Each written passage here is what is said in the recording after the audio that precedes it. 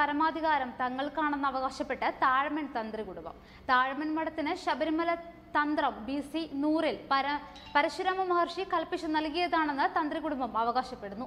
താന്ത്രികാവകാശം കുടുംബപരമായി കിട്ടുന്ന അവകാശമാണ്, ദേവസ്വം ബോർഡ് നിയമിക്കുന്നതല്ല. ആചാരാനുഷ്ഠാനങ്ങൾ സംബന്ധിച്ച് തന്ത്രിക്കാണ് ഓരോ ക്ഷേത്രത്തിലെയും പരമാധികാരം. തന്ത്രിയുടെ അവകാശത്തെ ചോദ്യം ചെയ്യാൻ സർക്കാരിനോ ദേവസ്വം ബോർഡിനോ അവകാശമില്ല. ക്ഷേത്രാചാരാനുഷ്ഠാനം സംബന്ധിച്ചുള്ള അന്തിമ തീരുമാനവും അത് പ്രാവർത്തികമാക്കുന്നതിനുള്ള അധികാരവും തന്ത്രിയിൽ മാത്രം നിക്ഷിപ്തമായിട്ടുള്ളതാണ്.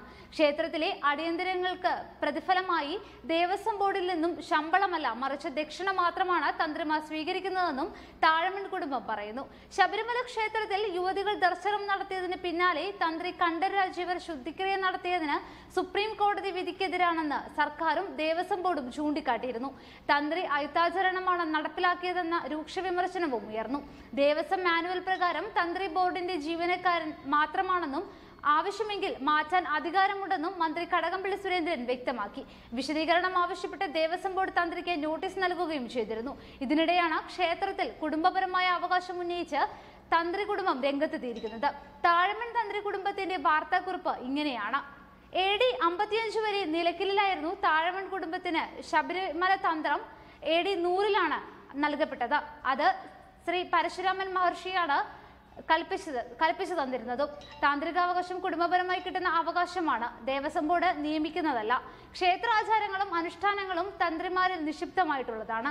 ഓരോ ക്ഷേത്രങ്ങളിലുമുള്ള പ്രത്യേക നിയമങ്ങൾ അതത് ക്ഷേത്രത്തിലെ പ്രതിഷ്ഠാ സങ്കല്പങ്ങൾക്ക് അനുസൃതമാണ്. ക്ഷേത്രാചാരങ്ങളും അനുഷ്ഠാനങ്ങളും കേരളീയ തന്ത്രശാസ്ത്രപ്രകാരവും ഗുരുപരമ്പരയുടെ ശിക്ഷണവും ഉപദേശവും അനുസരിച്ചാണ്. അതിനാൽ അതിലെ പാണ്ഡിത്യം അനിവാര്യമാണ്.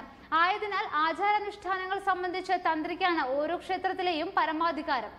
മകരജ്യോതി ദിനത്തിൽ 10,000 വീടുകളിൽ വിളക്ക് തെളിയിക്കുമെന്ന് മലയറയ സഭയും അറിയിച്ചിരിക്കുന്നു. പുനഃസ്ഥാപന ദിനം കൈമാറുന്നത് അവസാനം മകരജ്യോതി തെളിയിച്ച കുഞ്ഞന്റെ പിന്മുറക്കാരിക്ക് ഈ പരമാധികാരത്തെ സ്ഥാപിക്കുന്ന അനവധി സുപ്രീം കോടതി വിധികളും നിലവിലുണ്ട്. അതിനാൽ തന്ത്രിയുടെ അവകാശത്തെ ചോദ്യം ചെയ്യാൻ സർക്കാരിനോ ദേവസ്വം ബോർഡിനോ അവകാശമില്ല. ക്ഷേത്രാചാരാനുഷ്ഠാനം സംബന്ധിച്ചുള്ള അന്തിമ തീരുമാനവും അത് പ്രാവർത്തികമാക്കുന്നതിനുള്ള അധികാരവും ശാസ്ത്രഗ്രന്ഥങ്ങൾ പ്രകാരവും കീഴ്വഴക്കവും അനുസരിച്ച് തന്ത്രിയിൽ മാത്രം നിക്ഷിപ്തമായിട്ടുള്ളതാണ്. ക്ഷേത്രത്തിലെ അടിയന്തരങ്ങൾക്ക് പ്രതിഫലമായി ദേവസ്വം ബോർഡിൽ നിന്നും ശമ്പളമല്ല, മറിച്ച് ദക്ഷിണ മാത്രമാണ് തന്ത്രിമാർ സ്വീകരിക്കുന്നതും. വസ്തുക്കൾ ഇല്ലായിരിക്കെ തെറ്റിദ്ധാരണ പരത്തുന്ന പ്രസ്ഥാനങ്ങളും മറ്റും അധികൃതരുടെ ഭാഗത്തു നിന്നും ഉണ്ടാകുമ്പോൾ അത് താഴമൺ മഠത്തിനടക്കം ഉണ്ടാകുന്ന വിഷമം ഏറെയാണ്. ഇക്കാര്യം ഇനിയും സമൂഹം അറിയാതെ പോകരുത് എന്നതുകൊണ്ട് മാത്രമാണ് ഈ കുറിപ്പ് ഇറക്കിയിരിക്കുന്നതെന്നും അവർ അവകാശപ്പെടുന്നു. കൂടുതൽ വാർത്തകളുമായി ഉടൻ തിരിച്ചെത്താം.